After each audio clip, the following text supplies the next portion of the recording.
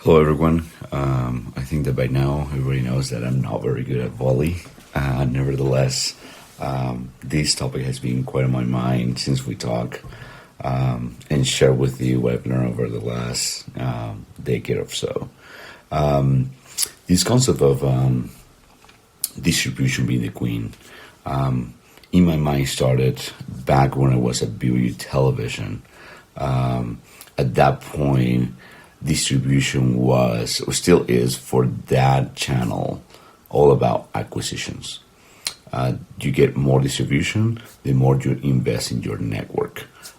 Content was not a variable in the distribution. We'll talk more about that, but that's the greatest change that has happened since social networks. Content has become a variable in the impact of distribution. But we'll talk about that in a bit. So distribution yesterday and distribution today, when I said yesterday, we're talking about a decade ago, was all about acquisition once again. You want a great distribution, you buy a new route of newspaper distribution, or you want a greater television distribution, or cable TV, you get more satellites, you get more footprint, and that's how you have great distribution. And because distribution was able to be bought with money, then it was a capitalism race. The more money that you have, the great investment that you have, the great distribution that you have, and that's how you create a presence. This is a very important concept because today, it's changing, but most of the people today think that they can buy distribution with money. And honestly, that has been the greatest reason of Facebook's success in advertising, because Facebook or all these networks, they don't tell anyone that's how you acquire distribution is by quality content, not by money. Nevertheless, their business model, it's all about content, distribution acquisition through money. And that has been the greatest misunderstanding for marketing players. They think that they can buy distribution. And the algorithms have changed. I'll talk more about that. But one of the greatest epiphanies in the world today is that distribution acquisition has content quality as a variable. Okay, now that I've talked about that, please let me know any questions about this. I'll be breaking this session in 3 to 4 minutes, and my next topic will be about what is quality content. Okay, so I have talked already about distribution and how, in order to have acquired distribution, we have in our day-to-day content as part of it. Content is a variable in the acquisition of distribution, and that takes us to the definition of quality. This definition of quality, I personally discovered when I was working for DDM. There's a digital media. It's early in the morning, so my apologies for that. So when I was working at DDM, I was the general manager of a new venture called Family Share Network. And the Family Share Network, we acquire family.com in 80 languages. We have Facebook, around 300 Facebook channels. In English, actually, was familyshare.com. In the rest of the language was family.com. Today, that website's familytoday.com if you want to visit it. We had incredible footprint. At the time, we got over 40 million unique visitors on our websites. We got some peaks with 70 million unique visitors in a month. And this is between 2013 to 2018. one of our greatest achievements was we have 256 million followers and around 180 million unique followers. And we created content, tons of content. We had over 300 contractors that were creating content for us in different languages, mostly English, Spanish, Portuguese, and Indonesian. So as we were trying to create content, we were looking at Facebook making definitions on their algorithm, and they always use the word quality. Oh, we as Facebook will promote quality content. We're looking for quality content. And we were kind of tinkering with the idea of working on different aspects of quality. Is it a 4K camera, or is it is it a GIF, or is it a title? Is it a picture high resolution? Is it a beautiful model, or a cinematographer, a great cinematic view of the sunset? What is quality? Is it a good, strong joke?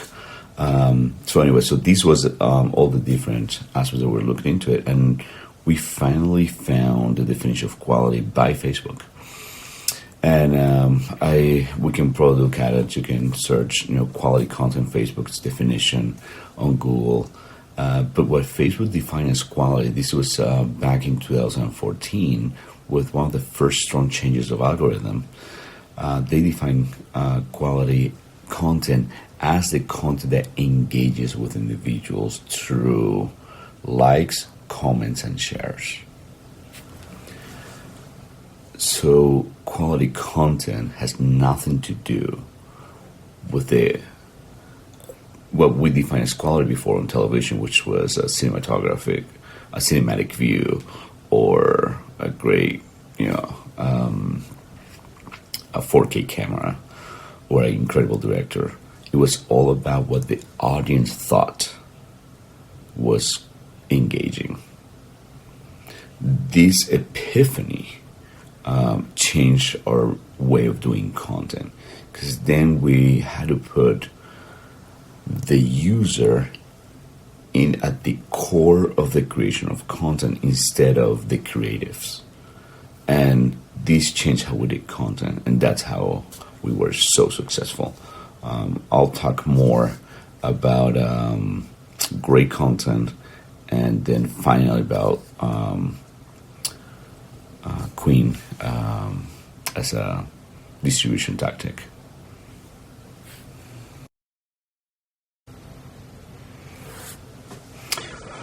Okay, so once you know that great content is the foundation of distribution, once you understand that it's about engaging, that it's not about what the director or the creators think, but it's really about how the users are going to spread it out through engaging, and that's what defines quality. Your process has to change. How you create content is not about you, it's not about your ideas, it's not about your thinking what's cool. It's about the audience, and what the audience think is cool, and what the audience think is engaging enough for them to share. So this concept of empathy, it's very, very important. We start testing dozens of variables. One variable that always performed really well was nostalgic content. Content that creates the feeling of nostalgic. Always in our tests drove action to buy, action to engage, action to share. I'm not going to go on the whys of that, but there are specific types of content that creates an action on users, on humanity, reality. Let's remember that the algorithms is nothing but an extension of human behavior. Human behavior is at the core of these algorithms and social media. They stand on top of how we behave. It has changed, and it will continue to change these algorithms because they need to make a profit for the companies. And that's what the algorithms are constantly changing, but ultimately they're adapting to the behavior of the users. So once again, content, a great important piece of content creation nowadays is empathy. It's the fact that you can see yourself in the piece of content enough so you can say, oh my goodness, I feel this. This tells something about me that I want other people to know because I reflect myself in it. And that's how incredible marketers, especially from Utah, have done great contributions to that content creation industry, because they have unpacked moments of empathy, put it on a video, people relate and they share it, and that's how they become viral. And then the networks reward that. Now, let me talk about the reason why the networks reward virality. There's over 300 variables of the algorithms.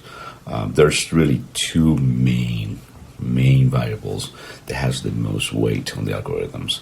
One is time spent on site, and number two is to make money. So if a piece of content it's really good on its own, that means that it engages individuals. It has great quality content. We talk about this. It engages individuals. Therefore, it expands the time spent on the site. Now, the algorithms what are trying to do is increase your time spent on site. So that means that if I put that piece of content that is have great quality and engaging, and people are spending time looking at it, it is on the benefit of the network to promote that piece of content because it increases the time spent on site. Now, the network will reward that. On the contrary, if I have a piece of content that it's not engaging, it's not good quality, people will only see 5 seconds of it and then they stop looking at that piece of content, then the network actually doesn't want to promote it. That means that you, on this specific case, you have to pay more to promote it. In the first scenario, where it's a great piece of content, the network actually gives you a discount or actually rewards you on your distribution because it's a good piece of content. It is in the best interest of the algorithm, is in the best interest of the network to promote that piece of content because it's increasing the first variable of the algorithm, which is increase the time spent on the site.